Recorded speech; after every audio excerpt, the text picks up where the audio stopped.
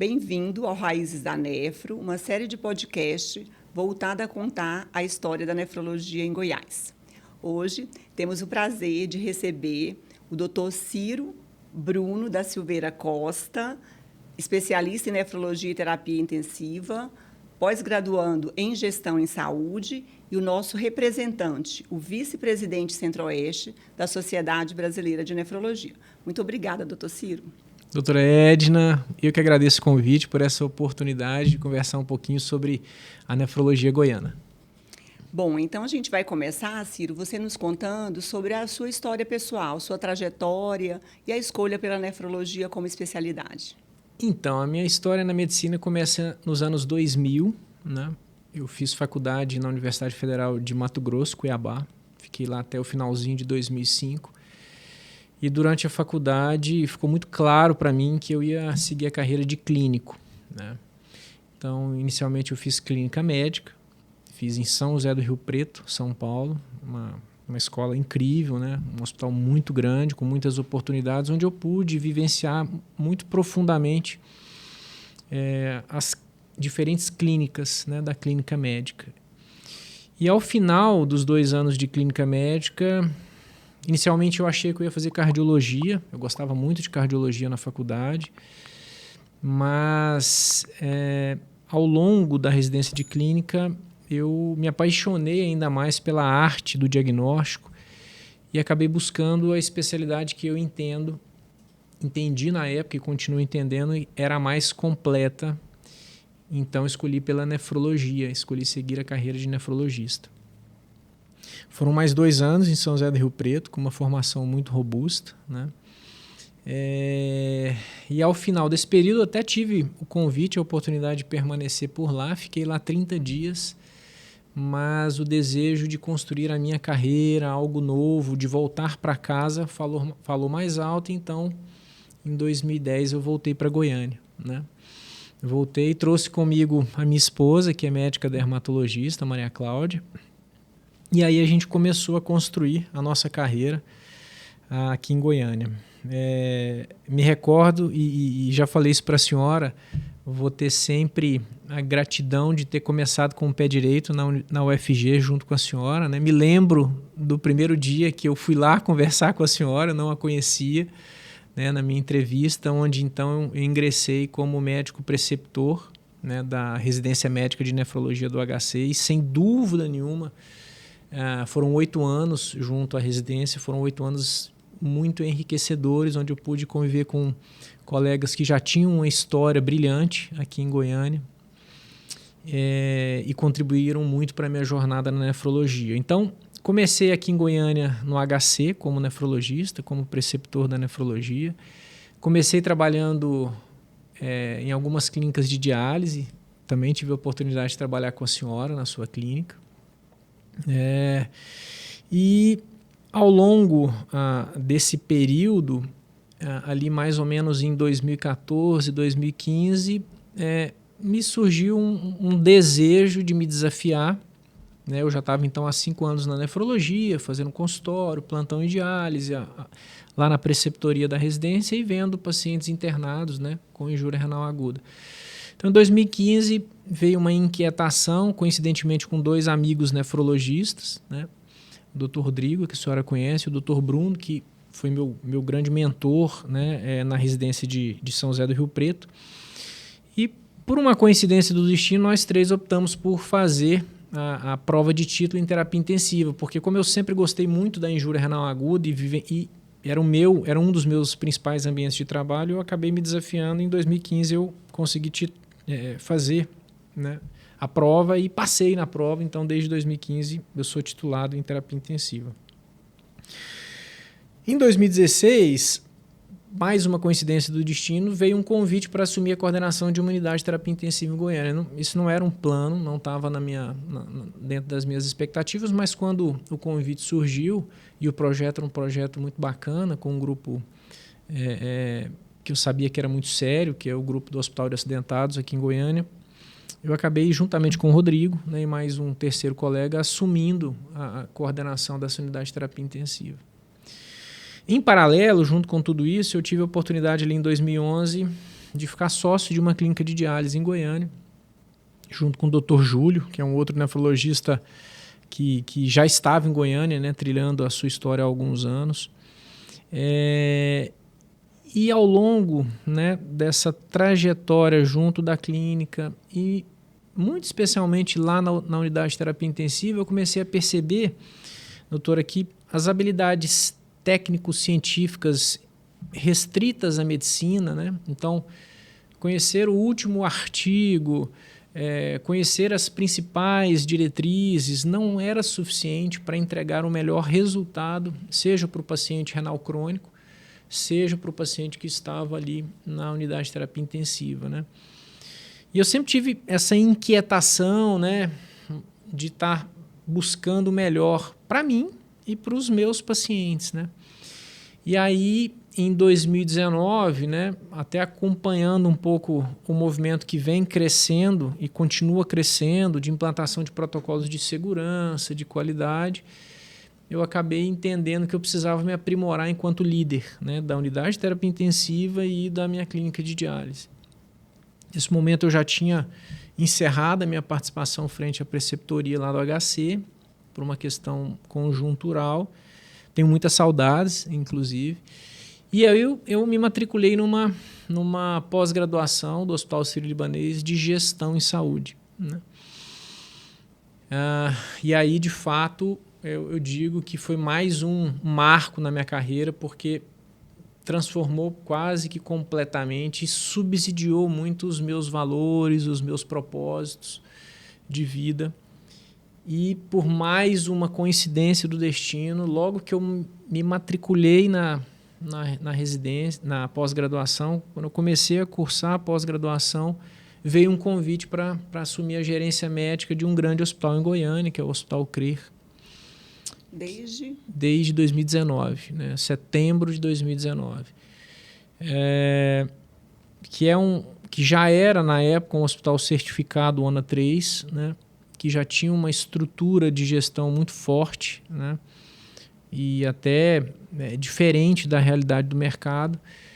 Então, acabou encaixando completamente nesse novo momento que eu estava aprendendo a fazer gestão em saúde na pós-graduação com uma atividade prática em uma instituição que me dava condições de exercitar, de executar aquilo que eu estava aprendendo. E aí a coisa de fato aconteceu 10 meses depois de eu ter assumido a gerência, né, no meio daquela tempestade de pandemia, veio o convite para assumir a diretoria técnico-assistencial, que é o cargo que eu ocupo até hoje, né, no CRIR. Então, e aí, de fato, eu passei a me dedicar muito fortemente à carreira da gestão em saúde, né? Fiz várias outras especializações, formações, cursos. E hoje eu concilio esses 3 grandes polos, né? Eu continuo nefrologista, faço consultório. Hoje eu não dou mais plantão em diálise, né? Saí tem mais ou menos 1 ano do plantão. Mas tem um consultório muito forte, que talvez hoje seja até a atividade que mais me dá prazer, onde eu aplico muito do que eu aprendi na gestão. Fico na coordenação da unidade de terapia intensiva lá do Hospital dos Acidentados e na diretoria técnico-assistencial do Hospital CRIR, né? Então, me divido entre essas 3 principais atividades. E na TRS? Na TRS eu fico na gestão. Isso, também. Eu faço consultório, né? Então, assim, a linha de cuidado pré-diálise e na gestão, na parte estratégica, né?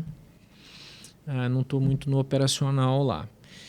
Em paralelo com tudo isso, no meio disso tudo, e vou contar um pouquinho da minha história na vida associativa, que eu acho que é um grande marco também na minha trajetória, né? Só antes da gente ir para a parte associativa, né, eu acho que uma coisa que chama bastante atenção, né, no que você nos conta é a questão da paixão pela nefrologia e a importância de você, digamos, se profissionalizar em outras áreas, porque às vezes o médico que se torna professor, ele acha que não precisa se profissionalizar na docência, o médico que se torna um gestor acha que não precisa se formar na gestão. Então, acho que seria essa coisa do recado, né, já que você foi um preceptor.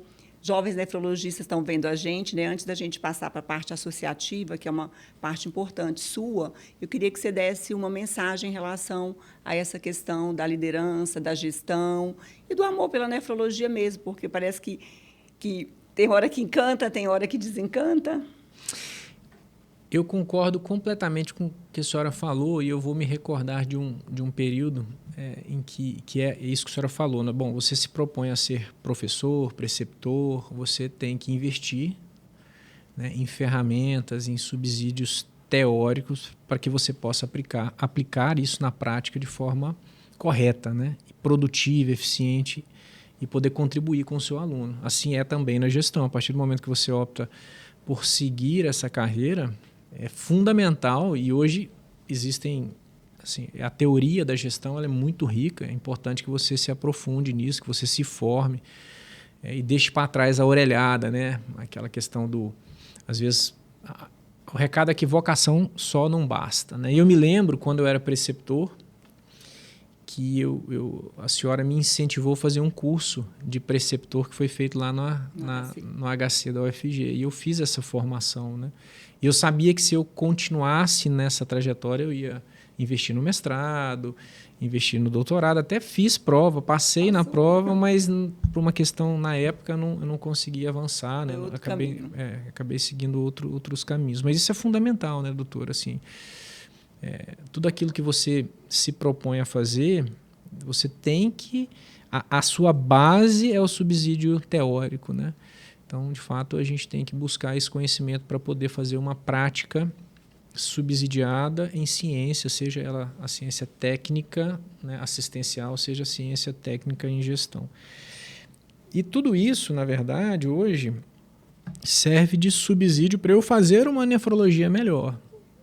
Assim, o grande resultado e o grande propósito disso tudo, não há nenhuma dúvida, que é aplicar o melhor, tanto em termos técnico-assistenciais quanto técnico da parte da gestão, para entregar o melhor cuidado para o meu paciente, né? Hoje, quando o paciente entra no meu consultório, eu tenho uma visão muito clara do que eu tenho que propor para ele do ponto de vista farmacológico, né? Do ponto de vista de conduta médica, do ponto de vista de recurso terapêutico, recurso tecnológico, mas eu sei que só isso não é suficiente para entregar o melhor cuidado, até porque, em sua grande maioria, a gente trata a doença renal crônica, que é multifatorial e que está mais do que comprovado que o melhor desfecho só vai ser atingido quando você incorpora o cuidado da nutricionista, o cuidado da enfermeira, eventualmente de um fisioterapeuta, de um assistente social, de um psicólogo, etc.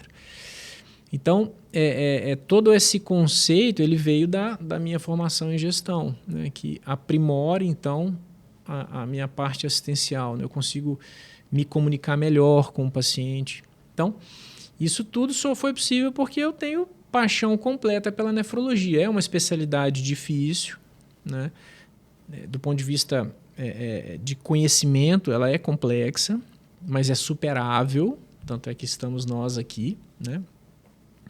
E, de fato, você enfrenta uma realidade de mercado que já há alguns anos é complexa por conta, na minha opinião, especialmente por conta do subfinanciamento dos serviços de diálise do SUS, que hoje é o grande empregador, né, da nefrologia no país. E isso acaba trazendo alguns desafios, né, para o especialista, mas eu tenho uma visão otimista, né? Eu não acho que essa realidade vai perdurar por muito mais tempo. Eu espero que isso mude. E acho que experiências até como a minha podem servir de modelo, como a da senhora, que tem uma carreira no ensino brilhante, né, como de outros colegas, assim, que a nefrologia ela é tão ampla, ela abre tanto a cabeça do médico, que permite que ele eventualmente assuma uma coordenação de uma unidade de terapia intensiva, que ele assuma uma função de gestor, né, e assim sucessivamente, né. O momento ele é muito propício para novas criações, digamos assim, né? Novos negócios, porque a explosão da inteligência artificial, né? A demanda da população por cuidado, né? A gente vê, por um lado, uma explosão de faculdades de medicina e isso aumentando a oferta de médico no mercado, mas a população hoje demanda um tipo de cuidado que a faculdade só não vai entregar para o profissional. Ele vai ter que se aprimorar. Então, à medida que ele busca novos conhecimentos, ele incorpora isso no seu dia a dia, oferta um cuidado melhor e isso pode Pode não, isso na minha opinião vai fazer acontecer, né, a carreira, os seus empreendimentos, né, e permitir que esse profissional trilhe uma carreira de sucesso. Agora, uma coisa que eu acho que é importante é que, e eu acho que isso vai especialmente para os novos médicos, doutora, que tudo na vida é etapa. Né? Eu percebo hoje as pessoas com uma pressa muito grande de chegar, por exemplo, na etapa que a senhora está, que eu ainda não estou. Né? A senhora tem quantos anos aí de carreira, né? Então, assim, vai ter a etapa que você vai dar plantão, né? E você vai aprender muitas coisas no plantão, você vai enriquecendo a sua base, fortalecendo a sua base. Daqui a pouco você vai para uma etapa que, de repente, você vai empreender, seja no consultório, seja numa empresa, seja... Não sei. Existem várias oportunidades. Tem colegas que estão empreendendo no setor de ensino privado, né? Então... E vai chegar um momento que você vai estar um pouco mais tranquilo. Eu vejo as pessoas muito ansiosas para chegar lá em cima muito rapidamente. E eu não acho que esse é o caminho, né?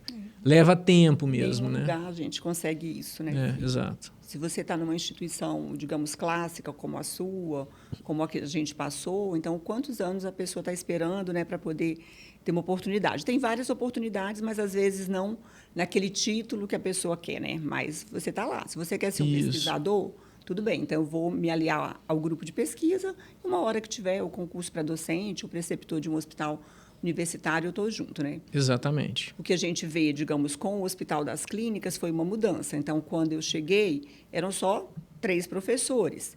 Depois, com a gestão da IBSE, a gente aumentou o número de médicos nefrologistas e acaba que a residência de nefro também ficou melhor. Então, você oferta o melhor serviço para a população, para não ficar aquele número reduzido de pessoas que são atendidas pelo docente, e hoje você tem um grupo de docente e preceptores muito maior e pode oferecer uma formação na nefrologia muito maior. Então, é muito interessante essa sua visão. E aí eu acho que a gente pode ir para esse aspecto, né, da liderança e da parte associativa, né, que você também se identificou e nos representa muito bem. Obrigado. Então, é engraçado porque eu caí quase de paraquedas, né, na vida associativa. Eu me recordo, não vou me lembrar exatamente o ano, mas deve ter sido ali por volta... Eu acho que foi bem no início assim, da minha trajetória em Goiânia, talvez 2012, 2013. Me lembro também quem me ligou para me convidar, que foi o Dr. Luciano Vitorino, que é um outro nefrologista que já tem uma história longa aqui em Goiás. Né? Está conosco aqui amanhã. Pronto. Vamos conhecer um pouquinho melhor a trajetória do Luciano, que é um grande colega, uma pessoa que eu tenho uma admiração enorme.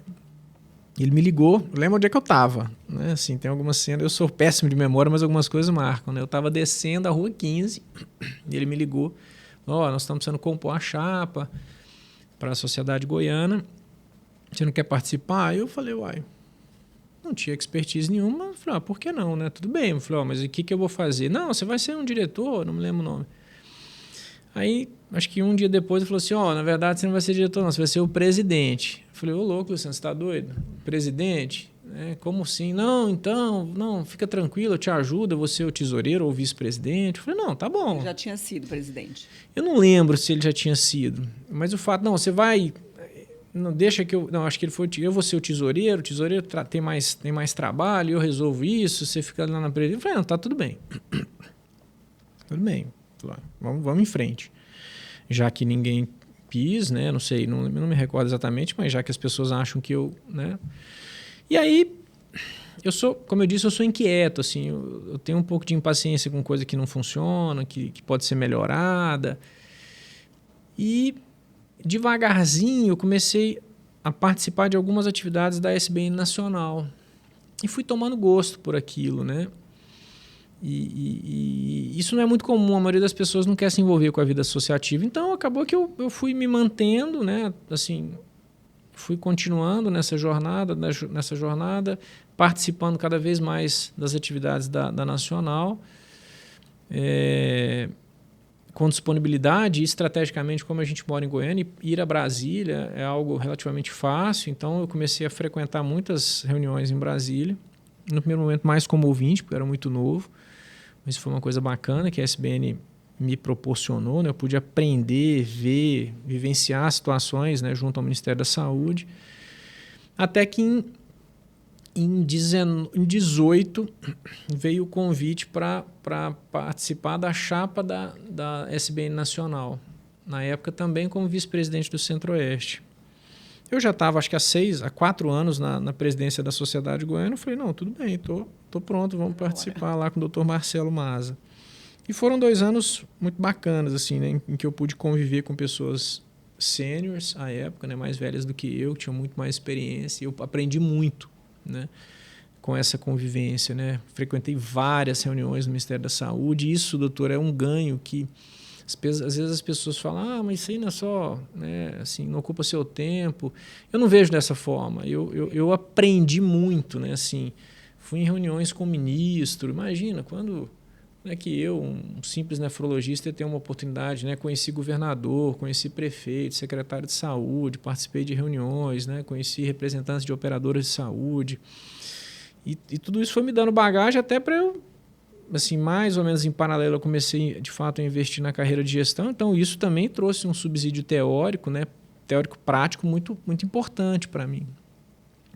E aí acabou que, ao final da gestão do Dr. Marcelo Maza, eu fui convidado a continuar com o Dr. Oswaldo Merege, aí já como diretor de políticas associativas, um cargo um pouquinho mais importante, né, porque de fato centralizava as negociações com os entes federativos em mim.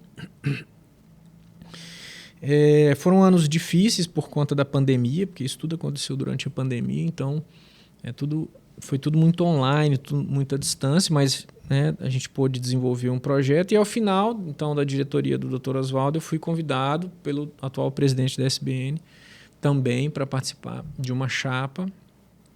E aí eu aceitei o convite, até porque é uma pessoa que eu tenho uma admiração muito grande, né? Um grande líder, né? E eu quis estar perto dele, porque eu acreditei que ele faria uma gestão transformadora e de fato fez, né? E ao final dos 2 anos ele me convidou para continuar e eu continuei. Então, nessa história já tem quantos anos? Eu estou no sétimo ano, né, 4º mandato, né, quarta chapa. E eu acredito que agora vai ser, pelo menos no curto espaço de tempo, será a última. Eu não devo continuar, o ano que vem tem eleição, mas eu entendo que está na hora de eu sair. É a segunda vez que você é presidente da SGN, isso. Aí agora eu acabei acumulando a função de presidente da Sociedade Goiana, até por conta do nosso congresso, né? Ficaria mais fácil eu acumular isso para assinar documento, né, do que ficar... Só para a gente lembrar o momento histórico, você tinha sido da SGN presidente em quais anos? Deve ter sido, deixa eu ver, deve ter sido 18, 17, 16, 15... 14, 13. Eu acho que eu fui 3 mandatos seguidos. 13, 14, 15, 16, 16, 17, 18. E 6 anos. Aí fui para a Nacional. E aí fiquei fora. Aí entrou o Ricardo, eu fiquei fora da Sociedade Goiana. Fiquei só na Nacional. Aí, no ano passado, a gente fez essa composição como eu seria o presidente do segundo congresso. Para ficar mais fácil a questão de assinar documento, essas coisas, eu acabei assumindo ao mesmo tempo, até o final do ano que vem, a presidência da Sociedade Goiana, né? Bom, perfeito. Depois a gente confere essas datas direitinho. Mas aí, continuando a parte só para a gente concluir a parte da ASBN. Então, aí hoje eu sou novamente o vice-presidente do Centro-Oeste da Sociedade Brasileira de Nefrologia, né? Na gestão passada. Então, eu fui vice-presidente do Centro-Oeste, diretor de políticas associativas, vice-presidente do Centro-Oeste e vice-presidente do Centro-Oeste, né? Então, eu acho que agora, no final do ano que vem, eu encerro a minha carreira na SBN, já está bom. A não ser que vá para presidente da SBN. Não, acho que não. Acho que não serei eu, não. Bom, então, digamos assim, Ciro, eu acho que assim, o seu grande forte, né? Então, realmente, essa questão associativa. Tem a questão da gestão, né, principalmente do CRE. Como que você faz essa inter-relação entre o CRE e a nefrologia? Essa é uma boa pergunta, porque eu de fato tenho uma preocupação de não me distanciar da nefrologia, né? Então, como é que eu faço uma intersecção entre essas duas carreiras, né? Na verdade, como eu já disse, né, o CRE é uma organização que tem uma história muito mais longa do que a minha, né? E é gerido por uma organização social que tem uma estrutura de governança muito forte, né? Uma preocupação com formação das lideranças muito forte, né? Então, em resumo, tudo aquilo que eu aprendo lá, e eu aprendo lá todo dia, né? Eu convivo com pessoas, de fato, na minha opinião, muito capacitadas, competentes, que têm entregas muito concretas. Então, tudo que eu aprendo lá, de alguma maneira, eu replico na minha empresa, né? Replico na unidade de terapia intensiva que eu trabalho, claro, que entendendo que são realidades diferentes, né? Então, eu acho que essa talvez seja a principal contribuição da minha carreira de gestão na minha vida, digamos assim, privada, particular, de empreendedor, né? Fora que, quando você faz gestão em saúde, doutora, você aprende a cuidar das pessoas, né? Assim, de uma forma muito ampliada. Eu acho que esse recado é muito interessante para os jovens nefrologistas, né? Como uma questão de profissionalização para poder entregar o melhor. Isso, o melhor Porque, cuidado. às vezes, durante o período de formação, às vezes eu tenho essa sensação que a formação fica meio deturpada em relação a esses aspectos, né? De gestão, de pessoas que vão serem professores, né? Terminam a residência, elas já se tornam professores sem esse preparo para a docência, sem esse preparo para a gestão. Então, eu acho que é isso que a gente está falando, né? De que Isso. tudo bem, é ótimo, né, que isso seja um campo de trabalho, até porque as novas faculdades de medicina elas estão aí, mas é importante que faça da maneira correta, né? Isso. Mais adequada possível. Eu concordo, né? Então, esse conhecimento que eu adquiro na gestão, né? Através de implantação de processos de cuidado, de ferramentas de gestão, que no final das contas elas têm um porquê, e o porquê é beneficiar o paciente. De alguma maneira eu tento, e isso acontece, né? Eu replico isso no meu consultório, na clínica de diálise, na unidade de terapia intensiva. Bom, então, se a gente contar, foi 2010, né, que chegou em Goiânia? Isso, 2010. Então, são 15 anos. Isso. Então, como você viu esses 15 anos, digamos assim, a nefrologia em Goiás e essa questão de receber novos nefrologistas e receber mais ainda daqui a um tempo? Então, como você vê isso? Assim, o que aconteceu na nefrologia nesses 15 anos e uma perspectiva de futuro? Bom, a realidade hoje, na minha opinião, ela é mais convidativa do que a realidade que eu encontrei quando eu cheguei, né? Só para gerar uma evidência, assim, eu demorei quase um ano para dar meu primeiro plantão em diálise aqui em Goiânia, né? Meu primeiro emprego como nefrologista foi como preceptor lá no Hospital das Clínicas, mas o meu primeiro plantão de diálise demorou quase um ano, porque na época, de fato, não haviam grandes oportunidades, né? O mercado estava ocupado. Ao longo desses anos, a cidade cresceu, o número de serviços se ampliou, a oferta de leitos de UTI cresceu muito, isso obviamente que gerou uma demanda pela nefrologia hospitalar, né? E hoje eu vejo uma cidade totalmente convidativa para que novos nefrologistas entrem no mercado, né? Eu vejo que as pessoas que chegam logo se encaixam, né, com boas oportunidades. Claro, vão trabalhar muito. Essa etapa inicial, de fato, ela exige uma dedicação ao trabalho muito grande. A minha etapa ainda continua exigindo uma dedicação ao trabalho muito grande. É preciso que se diga isso, né? Assim, a nefrologia é uma especialidade que demanda do médico praticamente 24 horas por dia, de domingo a domingo.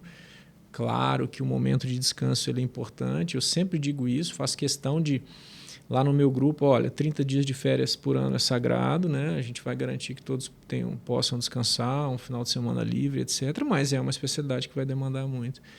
Mas eu acredito que esse momento é um momento muito positivo, né? Eu vejo os nefrologistas que até não fazem formação em Goiânia, isso traz uma certa facilidade, mas pessoas que vêm de fora muito rapidamente entram no mercado de trabalho e se posicionam de forma positiva. E um outro aspecto é que eu vejo a nefrologia goiana crescendo nacionalmente, né? Então, assim, hoje eu faço parte já de forma consolidada da Sociedade Brasileira, mas a gente tem uma colega que é a Marina, que está no Comitê de Cuidados Paliativos, a senhora está lá apoiando o Departamento de Ensino e Pesquisa, Ensino e Titulação, né? E outros colegas, né? O Ricardo também tem uma participação, a Mariana, Inclusive, essa semana, a Mariana vai participar de uma atividade da Sociedade Brasileira de Nefrologia, deu aula, a Marília, que hoje está em São Paulo. Então, assim, talvez eu estou citando alguns nomes aqui, talvez eu esqueça de um nome ou outro. A gente tem hoje um hospital que faz transplante, né, doutor? Assim, são 3 grupos. O HGG. São 3 grupos fortes que estão transplantando muito, né, transplantando rim com bons resultados. E eu acho que tem tudo para ter destaque aí no cenário nacional. Eu vejo como um momento muito positivo da especialidade, né? Claro, há o desafio, que, na minha opinião, está relacionado à questão do subfinanciamento, mas eu acredito que em algum momento essa realidade vai melhorar. Algumas tecnologias foram incorporadas, né, Ciro? A questão da HDF, né? Terapias contínuas, que não tinha. Você vê que cada vez mais os grupos estão utilizando. Parece que há uma expectativa de no HC logo isso está disponível para os pacientes do SUS, né? Tem uma... eu não estou participando dessa negociação, mas ela é necessária. Isso, e ela, né? Eu acho que logo a gente deve... existe aí um empenho do governo estadual para o desenvolvimento da diálise peritoneal, que eu acho que essa é uma fronteira que vale a pena investir, né? Que o nefrologista tem que se dedicar para investir. Então, eu acho que a gente está muito bem posicionado. Assim, teve uma questão, né, que apareceu aqui na nossa série de podcast, que foi dessa mudança do mercado, né, com o mercado internacional, né, investidores na nefro. Você tem uma visão sobre isso? O que você pensa? Doutora, a visão que eu tenho é a seguinte. Eu acho que há 6 anos atrás, o nefrologista imaginou que a chegada desses grupos eliminaria a possibilidade do empreendedorismo individual por parte do nefrologista. 6 anos depois, a minha visão é que isso não é verdade. Essa é uma realidade que é imutável, a gente não consegue mudar. Acho que é mundial, né? É mundial. Isso não afeta só a nefrologia, há um movimento de consolidação em todos os setores, banco de sangue, oncologia, hospital. Mas eu não acho que isso, diferentemente do que a gente imaginou no passado, num passado não tão distante assim, eu acho que isso não vai inviabilizar a possibilidade do nefrologista empreender. E eu sou uma pessoa que é empreendedora. Eu acho que há maneiras da gente continuar inovando, trazendo soluções e melhorando a vida do paciente enquanto profissionais liberais e talvez até enquanto empresários. Acho que as multinacionais contribuem em certos aspectos, mas eu acredito que um nefrologista bem preparado tem condição de empreender uma jornada profissional de sucesso em paralelo à realidade das multinacionais, desses grandes grupos econômicos. Particularmente, eu acredito que a empresa, isso é uma opinião pessoal, sem nenhum tipo de preconceito, mas particularmente eu acredito que uma empresa formada por CPFs, médicos ou de profissionais da área médica, tem uma condição de entregar um cuidado mais próximo, mais quente e, na minha opinião, melhor. Claro que isso não é uma regra, mas eu acredito fortemente que essas pessoas, quando imbuídas por valores muito fortes, propósitos muito fortes e subsidiados por técnica, por estratégia, eles conseguem entregar um bom serviço e constituir um negócio. Ou seja, não acho que... inviabiliza, né? Não acho que vai inviabilizar. Acho que é uma realidade de mercado que vai acirrar a competição, mas que é possível vencer nesse cenário. E talvez fechando aquele ciclo, né? Então, se você quer empreender, você vai precisar estudar gestão.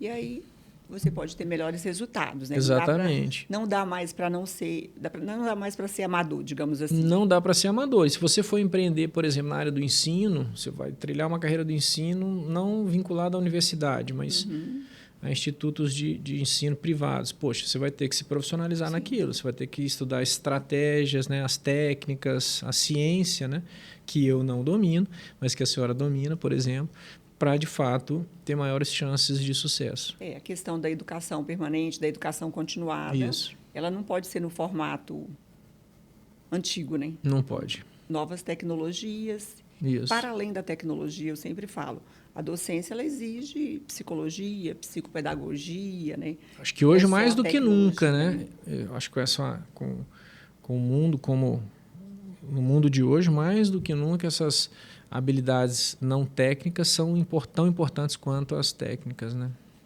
Bom, então, para a gente finalizar, Ciro, se tiver mais alguma mensagem, algum nome que você queira lembrar, eu acho que ficou faltando.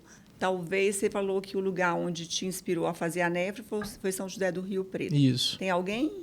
Tem um nome? Ou foi só a instituição mesmo? Tem uma situação pessoal que eu acho que é importante citar, porque, de fato, ela influenciou a minha decisão. Eu tive uma tia renal crônica dialítica. Ela tratou com o Dr. Ramon, que inclusive estaria aqui conosco hoje, mas teve um imprevisto, né? E o Ramon foi um médico muito humano, não só com a minha tia, mas com a minha família. Ele foi muito acolhedor. E isso me marcou, né?